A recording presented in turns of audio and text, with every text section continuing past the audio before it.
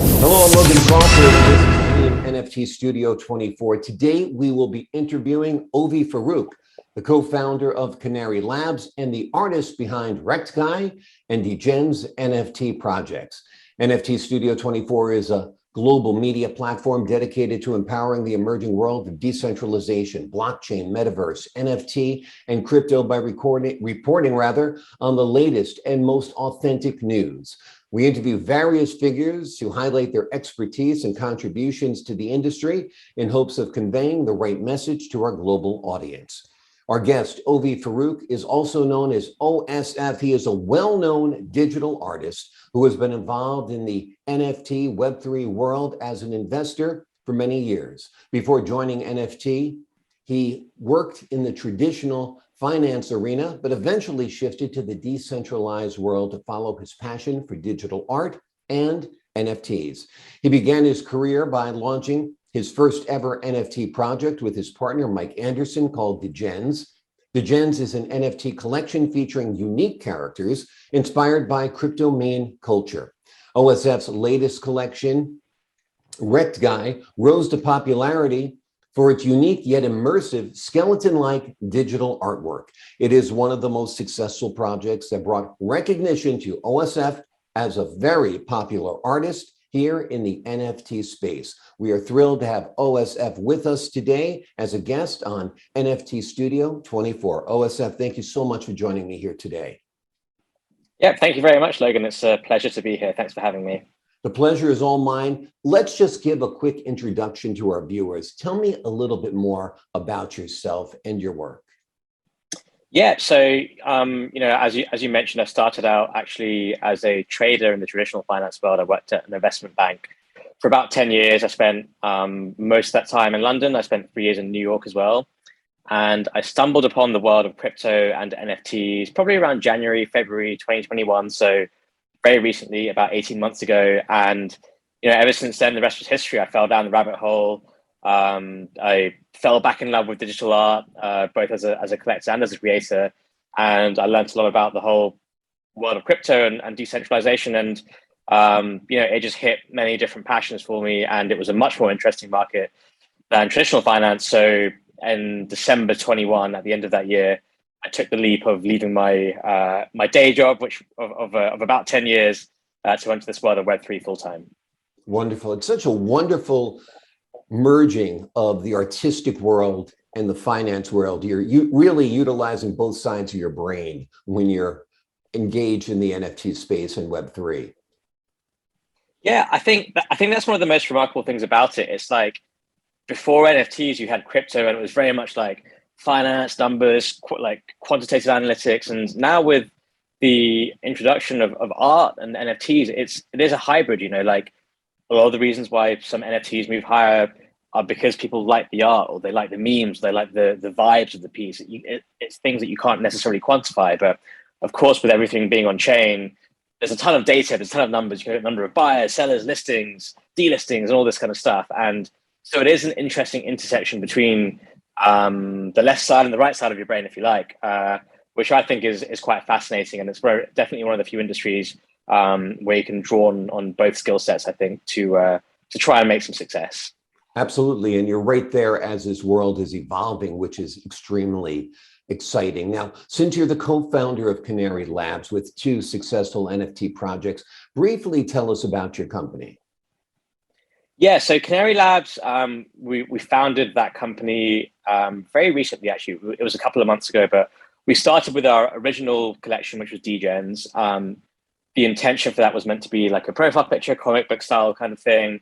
It actually ended up being a failure. By the end of 2021, that project was sitting at a price of 0 because we just couldn't figure out a way to get it to work. And I think both myself and Michael Anderson, who you mentioned earlier, my friend, colleague, and partner in business, we realized we were just trying to go down a path which we weren't very good at. So we transformed Degenz into an NFT resources platform. And we were like, let's just do something we're good at, which was what we had a history and a career in doing, which is investing, trading, thinking about how to deploy capital. And we converted Degenz into not an alpha group. I think the connotations of that are negative in this day and age, but an NFT resources platform where we would write reviews and reports about different NFT projects, like daily market commentary. It would be a forum for people to ask questions and learn for them the tool sets they need to make their own decisions.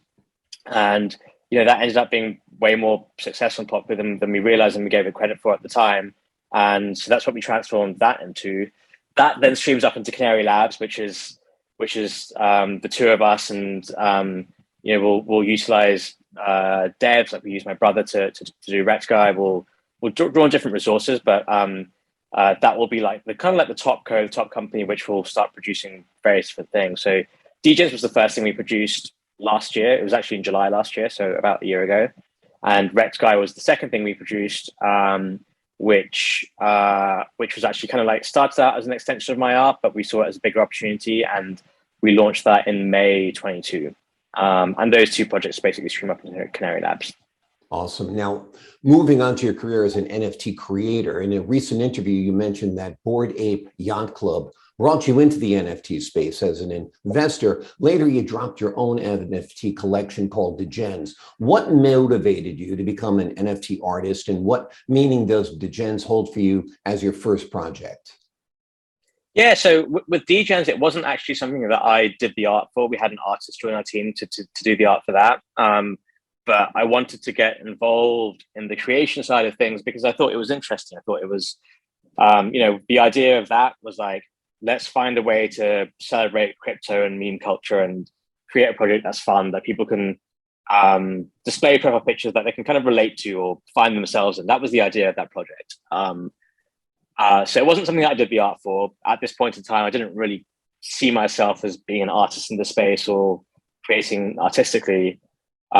I did, when I was a teenager, I actually spent a lot of time online and I did a lot of digital art from the ages of 13 to 18. And, I just dropped it. When you get to the age 18, you start thinking about your career and, what I can actually make a living out of. And, I grew up in an era where it was like, if you're an artist, you're not going to make money. You have to go and work in a bank or go be a lawyer or go be a doctor or whatever it is. That's how you can have a real career. So that's what I did. But I tried my hand at drawing and creating again in October last year. And actually the first thing that I drew was Rektguy. It was a doodle that I did in my notebook while I was working in my old job, which I then turned into an NFT and I sold. And then from then on, I just started selling more and more pieces. And I guess I never really expected to become as big as it has, but with each incremental piece, I think similar concept to Degenz, even though I didn't do the art for that, I think it was the same idea where it was like in my head, I want to create things that people can relate to. But with Degenz, we tried to create things that we thought people could relate to. With Rektguy, I created something that I could relate to. And I think that was a difference. I think that was the why people could resonate more with the art of Rektguy than they could with Degenz, because it was perhaps less forced. It was like, there's this genuine feeling about it because it is genuine. It's basically me. It's an semi-autobiographical character. But I think it gave that vibe or impression of something that was maybe a bit more meaningful than the first collection. Well, the proof is in the pudding, as they say, and it's done phenomenally well. Rektguy saw a sudden rise in NFT sales to almost 250%. It helped back in May when Snoop Dogg brought a Rektguy NFT. The artwork of Rektguy is truly unique. It gives us this kind of cyberpunk vibes. As you said, it's sort of autobiographical. Can you tell us what inspired you to adopt this kind of artwork in the NFT space? Yeah, absolutely. I would say the biggest influence for me in this space was an artist called Xcopy, who I think he was kind of like the originator of the glitch animation style. The colors he uses are, on dark backgrounds with fluorescent colors, and it's very bright. He was definitely a big influence for me, and I just loved his style. Like, he was one of the artists that an early artist that I collected, and I just liked the way that he was able to incorporate meme culture, pop culture, whatever you want to call it, into his art, which is what many successful artists have done in the past. And that was a big influence for me. And I liked that style. And, when I originally started drawing, I kind of like adapted that style a little bit. As time went on, I think I started to develop my own style, and something that really influences some of my pieces, which are a bit more detailed, are different cities, basically. And I have a big fascination with nightlife in cities, and don't know how to explain it. Like dark colors, bright lights, kind of like stepping into the unknown of big cities. And I love living in cities, and so I think a lot of my more popular pieces, which are more detailed, larger, are based on cities. But I kind of like, it's like, I don't know if you ever watched Stranger Things, and you have the small town of Hawkins, and you have like the Upside Down, which is this alternate reality of what that town is. And I think that's what I've tried to convey in the more detailed and I guess the pieces that I've sold for higher prices. The like alternate reality of cities. So, it might be based on New York or London or Amsterdam, and that's what you see in the daytime. But when it's nighttime, it flips into this alternate reality, and suddenly the characters are Rektguys, they're skulls, they're skeletons, the buildings they change and flip around. And I think again, the Stranger Things is probably an influence for that as well. Like I just like this idea of like alternate realities, but drawing on things that we see in everyday lives, and realizing there's a different side to it and perhaps a different path. But yeah, all those things definitely influences into the art that I created today, I would say. Definitely resonates. All you have to do is go to Tribeca at about 3 o'clock in the morning, and it's a completely different universe than 2 o'clock in the afternoon for sure. Now, after the success of Rektguy, you've got to be following up now. What do you see coming along after Rektguy? Yeah, look, I am a big believer in driving value to the original NFT in a collection. And I think the absolute kings and queens of that were Yuga Labs when they did it with Bored Ape Yacht Club. Like those apes now are worth 100 ETH or about $100,000, and they've always held their value. They've always maintained their value, and they then have secondary and tertiary collections. But they only did that once they achieved the success of the original collection. So for Rektguy, I don't think our work is done with the original collection. Like I think we were fortunate with our timing in a way, because it came at a time where prices were down. People had lost a lot of money, and it kind of captures some kind of zeitgeist, which was completely unintentional. I was working Rektguy since the beginning of this year, and I didn't really expect it to come at a time when we would have a big crypto and traditional markets crash. But I think there's more we can do with that collection to drive value to it. And I'm a big believer in making sure we see that out before we bring anything new as part of that collection. And there are lots of different ideas we have. Like, I think it's a strong brand. I think it's something that people resonate with. I think we can go down the idea of having merch, clothing, collaborating with some interesting people, which we're in talks with at the moment, with regards to like making stuff that's cool that people want to wear or people want to be a part of. And I like the idea of events as well. We did an event at NFT NYC where we rented out the whole of the box in Lower East Side, which is a really cool venue. We had our own show there called the Rekt Show. That was amazing. It was fully token gated. You have to own an NFT to be a part of it, and the tickets sold out in a few minutes. So that was a great event. It was great to get the whole community there together in real life, and I definitely see us doing more of those events in conjunction with big NFT conferences, or maybe a standalone things as well. Because I think we've developed a strong community online, and I think people are super friendly and get on with each other really well, and we get new members every day. And I think it's important to keep pushing that and building the tools for the community to thrive, which we've done online. And I think the next stage is to augment that by doing things in real life, because there is demand for it. People want to do it. A lot of people in Europe weren't able to come to NYC for that event. So I'd love to see something in Europe. And I think people want to wear things. People want a Rekt hoodie or like a Rekt beanie. And that's how the collection was designed. If you look at the collection, there are merch items in the collection, and they actually trade at a premium. And so I did create them and draw them with that in mind. And if you ask me where's Rektguy in 12 months, I would like for it to be a very well-known household is maybe a stretch, but a well-known Web3 brand. I think there's absolutely every chance that we can do that and make it happen. And once we get there, then we can start thinking about additional things. But I don't want to sit here and sell people more things and make money out of people as consumers, because I don't view people who've collected those NFTs as consumers. I view them as collectors and as people that we want to drive value to first. And I want to make sure we do that first before we start selling them more things.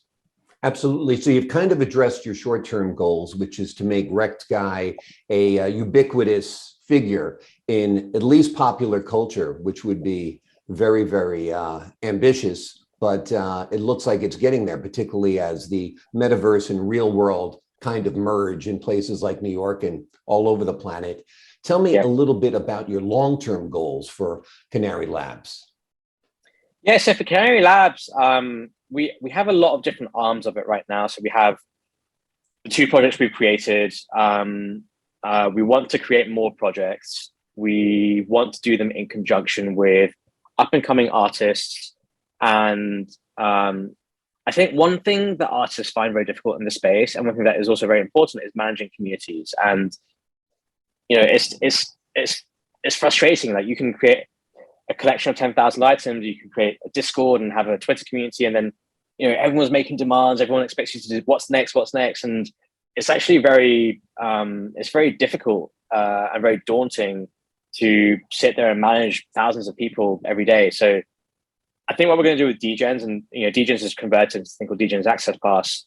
Rektguy was actually a free drop for Degenz members, and so we want to work with more artists to do more free drops or low cost mint drops. And the pitch to the artists is like, hey, you can come in and you get access to our community, which is now 10,000 strong on Discord, 45,000 strong on Twitter, but you get direct access to that community. We're pitching your artwork and pitching your style, and we're doing all the dev work, all the creation. So all you really have to do is come in and draw things. And on top of that, we basically manage the community for you as well, because you are entering an existing community and you kind of like get housed within that community. So the pitch for the artist is like, you get more recognition, you're able to make money from secondary trading fees and royalties, and you suddenly have a large collector base. And it's curated because we've picked the artists, we haven't picked the artists that we actually like. So we're working with 2 more artists right now on bringing 2 more drops this year, which will be free mints or a very low, like 0.018 mints for Degenz holders. So that's that side of things, with like the creation studio, if you like, to try and create more projects that people like, and give artists a platform with which to do that with. We just hired someone to head up our advisory arm, and it's not really to advise people who are bringing a new NFT project, but it's aimed at Web2 brands coming into Web3, and how do we enter this space and monetize it, but in a way that doesn't deteriorate our brand. And this year you've seen celebrities and existing big brands come in and just impale themselves and impale their reputations, but they don't understand how this world works. Whereas we've been there from a collector and a creator side. So the idea is to try and advise those, and we hire someone to do that. And we're looking at the idea of potentially raising a fund to invest NFTs, because we've had a lot of interest from people we used to work with in our old jobs. Maybe it starts out as a friends and family fund or an extension of our existing collection. But so it's a few different things, and it's kind of like a Web3 conglomerate, if you like. And I think we've hired one person already. We've hired 6 research analysts who write reports for the Degenz team. So I think we would have to hire more people to expand the team. But the long-term vision for Canary Labs is for it to be a large Web3 conglomerate that is involved in investing, advising, creating, venture, all in the Web3 space.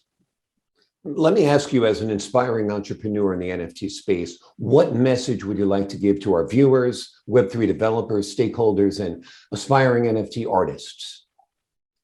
Yeah, I think the main message I would give, especially in times like this where we're sitting here with Ethereum down 75%, equities down 20, 30, 90% in tech stocks, and it's become very tough. I think people who've quit their full-time jobs to do this are now questioning it. And I would say stick it out. I really say stick it out. I think we're at a point in time where macroeconomically things are very bad, but it's a fight of that versus this technology and like business to consumer or creator to collector relationships, new business concepts and ideas that's in its infancy. And the way I see it is like, it's like we're sitting here in the late 90s, early 2000s, right at the beginning of the dot-com bubble, and the dot-com bubble was a bubble that burst when 99% or 90% of things ended up going to zero, but the 1% that survived are today's Googles, Amazons, etc. And I think this will be no different. I think a lot of things will die, but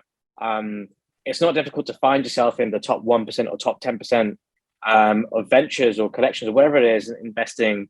And those things will be very, very big in a much shorter space of time than I think people give it credit for. And so I would say stick it out and have some faith in the industry, and find your niche that you really believe in, find the use case that you believe in, or the creators that you believe in, whatever it is, wherever your angle is in Web3, and not to leave it, because I think there are times where people just feel like giving up or quitting, and it gets frustrating. And I had that experience in May last year. I almost just hung up the boots and quit because I'd lost a lot of money. But I'm glad I didn't, because from then on it changed my life. And I think I would say the same for everyone else. Like, as bad as it feels right now, hang in there, because if you can just survive through this bear market, and better still, if you can build things through this bear market, when things come back, you'll be in a position where you can really change your life for yourself, but hopefully make an impact and a mark on the industry as well. And I'm sure it'll be very, very rewarding and fulfilling for anyone who can stick it out.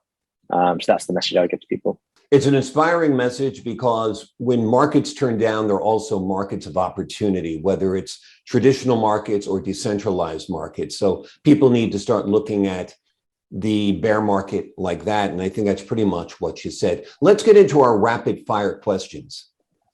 Just a quick response from you. What are your predictions for Bitcoin over the next year?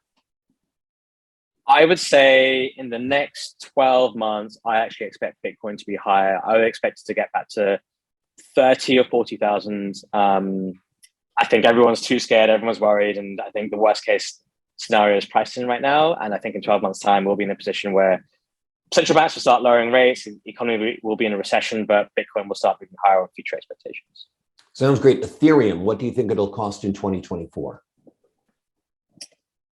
Ethereum in 24, I think, has a very strong chance of having new all-time highs. So I think north of 5,000, I mean, finger in the air, I don't know, 5, 6, 7,000. But in 2024, I would expect us to have been through a recession, be in a lower interest rate environment, same thing as Bitcoin, and having been through, hopefully, an Ethereum merge and having more use cases and scalability for that platform. So I was saying 5, 6, 7,000, 5, 7,000, but it could be a lot higher than that, I think.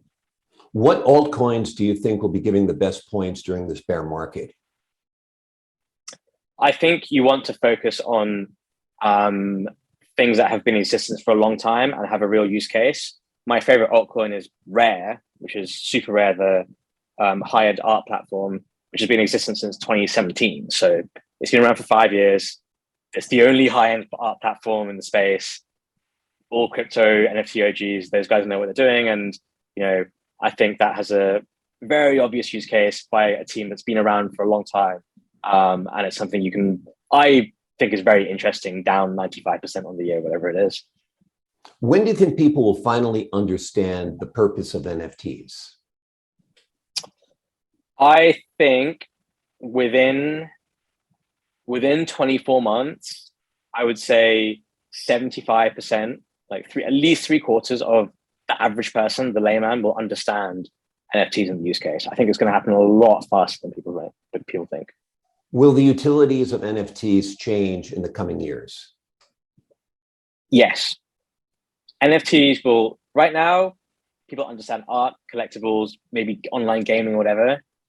In a few years, NFTs will be a part of our everyday lives. Like, imagine buying a car. You have to fill out a form, send it off. When you get it serviced, there's so much paperwork. Like, you can buy a car, you can have an NFT represent that purchase, be on chain. When you go get it serviced, you put that data on chain, and when someone wants to buy your car, it's all there for the public to view.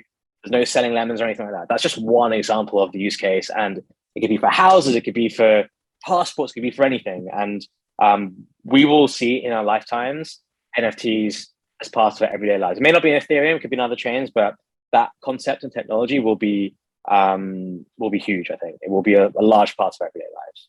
How far do you think NFT, the marketplace, will reach by the year 2030? It will be huge. It'll be already the volumes on OpenSea far outweigh the volumes on eBay, and you can start having financial instruments be registered to NFTs. To put a number on that is difficult. It's like the you can be in a situation by 2030 where the consumption of digital goods far outweighs the consumption of physical goods in terms of like volumes throughout the year, because it just makes up such a large part of the economy. Even if that means it's digital goods representing physical goods, the fact that those transactions are happening on chain, will be huge. You get stuff to put a number on it, because I think it will just be a huge number. It's an exciting time. Ovie Faruq, co-founder of Canary Labs. Thank you so much for joining us today on NFT Studio 24. Yeah, really it was a pleasure to be here, Logan. Thanks for your time. My pleasure. I'm Logan Crawford. Thanks for watching, and be sure to leave a like, a comment, and to subscribe for more exclusive content. Have a great day.